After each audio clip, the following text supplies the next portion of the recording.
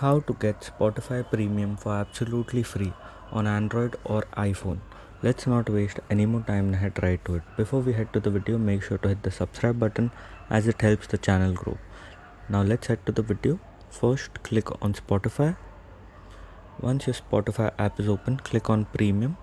And here you'll see once you click on try 2 months, it will show you can do payment options and it will show you the payment options directly. But there is one trick to get it absolutely for free. You have to go back and open your Chrome and you have to search for Spotify free trial.